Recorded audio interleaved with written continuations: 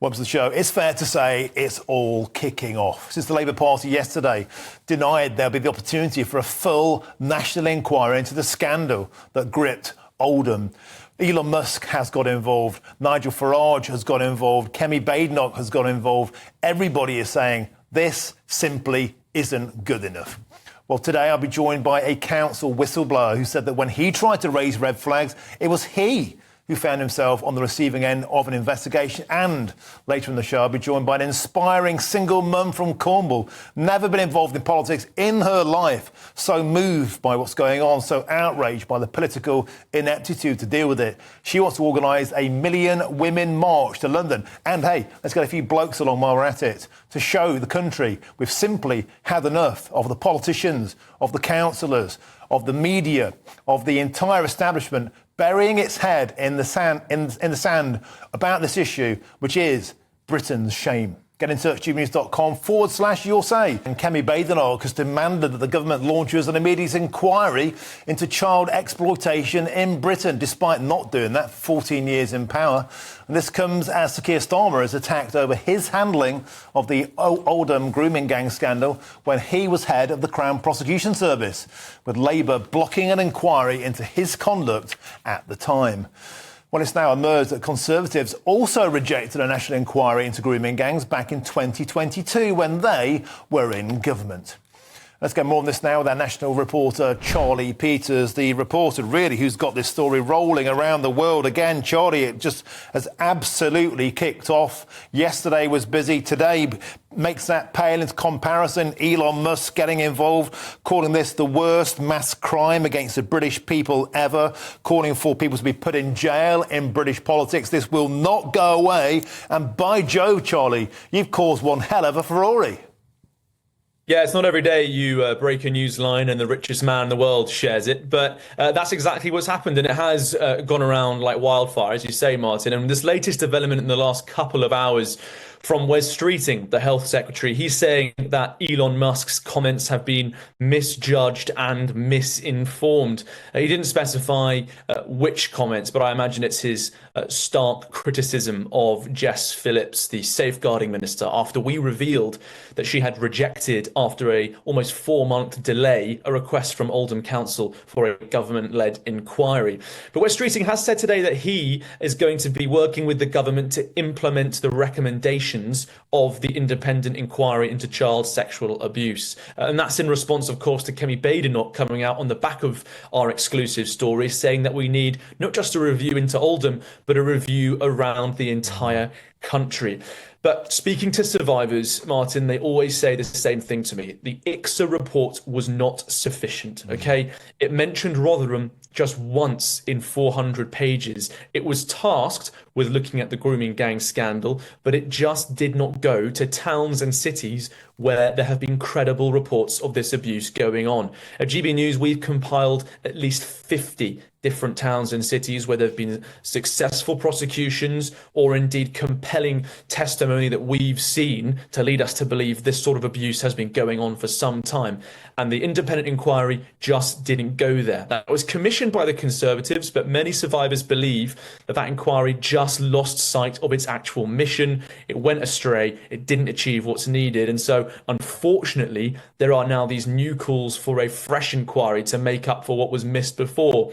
So Labour really aren't escaping this row. It's going on. This is now day 3 of people focusing on this grooming gang scandal. The lid has well and truly blown off this story, having also throughout history just been what one journalist I've seen describing it as a conspiracy of murmuring. People have always spoken about it, but just not quite accurately, just not quite loud enough, and allowed the story and the crisis to roll on. But I do feel now, Martin, that after years of coverage, something has changed. The dam has well and truly burst. And I think that people in power and in the opposition from all sorts of parties know that this is not going away.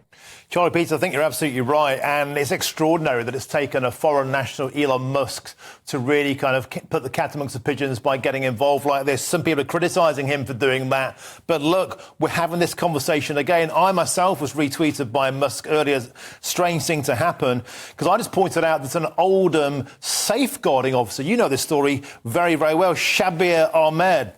He was actually jailed for 22 years for being a ringleader of a Rochdale rape gang. He was employed as a welfare rights officer by Oldham Council. He was on the payroll of this council, Charlie Peters, and that surely begs the question, how on earth could Oldham Council ever be trusted to mark its own homework when paedophiles were on the payroll? Surely that says we definitely must have a full, external, independent national inquiry that's politically neutral. Yeah, well, that's precisely what the survivors in the town are saying. They just don't believe in the council to do the job. And that's why the council made that request directly to the Home Office, with Jess Phillips, of course, as we revealed, saying no. She said she understood the strength of feeling, but she believed it was up to Oldham to do its job. Now, I understand that Oldham Council will now reach out to Telford to try and understand how they did their report and repeat that process. But many survivors concerned that even with this amount of attention, it just won't be right again. Now, that appalling situation you just referred to, Martin, Shabir Ahmed, probably one of the most shocking revelations of the national scandal. That was revealed in a report conducted that looked only at 2011 to 2014. When people say there's already been an Oldham report, 3 years just is not sufficient. There are so many more avenues to explore, so many other travesties that need to be exposed. And frankly, as survivors always tell me when I speak to them in Oldham, they say that there are just more people who need to be held accountable. Shabir Ahmed certainly won't be the last. Charlie Peters, you've been doing God's work this week. I really think you have been, mate. Thank you very, very much. I look forward to seeing you in the next hour. Charlie Peters, always a pleasure to call you a colleague. Thank you very, very much. And let's get some statements here. We've got one from the Safeguarding Minister, Jess Phillips, who responded to the Council's request, acknowledging the strength of feeling that a further inquiry into child sexual exploitation in Oldham should be undertaken.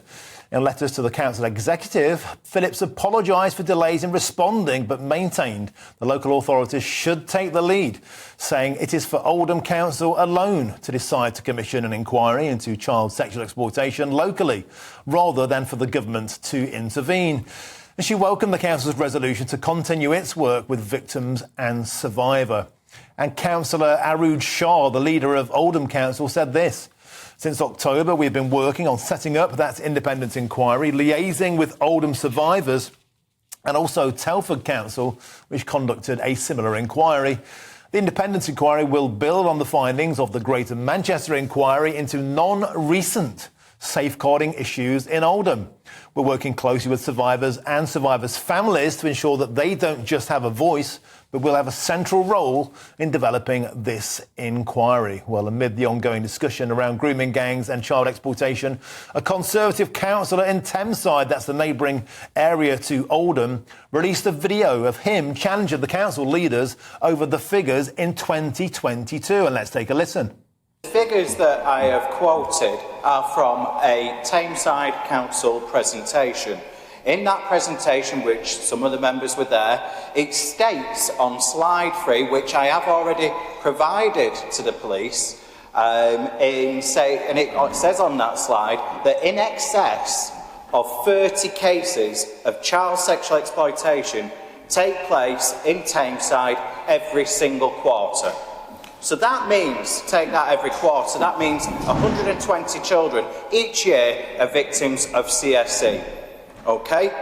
So, in Oldham where they're currently doing a investigation. Billington. No, I am not going to finish. You've allowed that to go on. So in Oldham they have Councillor had Billington, 502 cases in the last 10 years. For democratic and in services, Tameside, please given stop those the figures, webcast. it's over 1,200, more than double. So that's where I got the information. It's an utterly astonishing situation. That was Tameside Councillor Liam Billington, who was silenced in that meeting back in 2022. And I'm delighted to say that I'm joined now by Councillor Liam Billington for the Conservative Party. Thanks for joining us. I just find it incredible that you were actually quoting facts. You're quoting data, and you were pointing out that other data wasn't recorded, such as that along ethnicity, or if it was, it wasn't supplied. And for demanding the truth, you found yourself on the receiving end of a police summary. Tell us more. Yeah, so I was asked to well, it all started from doing a tweet. Someone did a tweet about the Oldham inquiry in how the police basically ignore people on CSE or child sexual exploitation. And I quote tweeted that and said, why isn't anyone talking about Tameside? Because the figures are there. The council did a presentation which stated that in excess of 30 children every quarter are victims of CSE. And by doing that tweet, that angered the police to then demand that I go and visit them at the station. But it was the truth. You were telling the truth. You were using their own data. Exactly. And they said that they were acting off a anonymous complaint. But to this day, I still do not know who that anonymous complaint was or why they were monitoring my social media accounts. Because, again, there was no crime committed. You know, you look at, is it Alison Pearson from The Telegraph? And she was investigated for a non-hate crime. It very much felt like that, to be honest. And the police were trying to intimidate.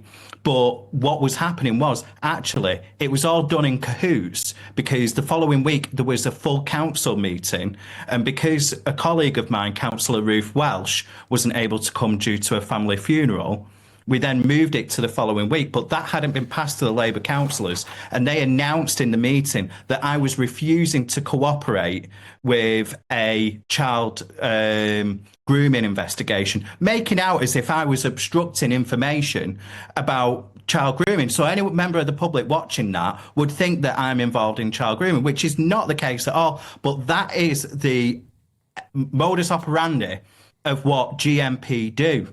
Because you look at Raja Mir, they put out a headline, man 48 arrested in connection with child grooming case. And it was nothing to do with being arrested for child grooming at all. But that's the thing that they want to put out. If you challenge these Labour councils, they will try and destroy your reputation. Okay, and it might sound like some crank, but this is what's happened. On that point, and by the way, we have contacted the council for a comment. They haven't got back to us yet.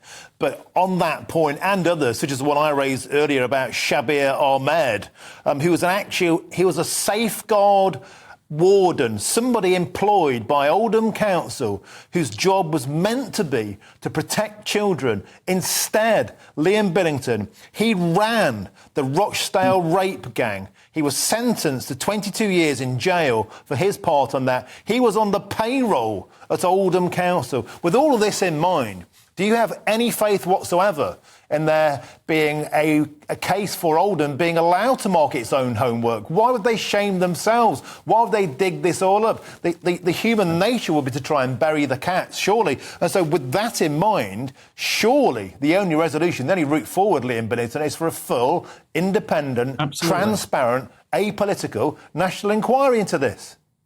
Absolutely. For years, there have been people that have been asking for an independent inquiry. It has always been blocked by Labour.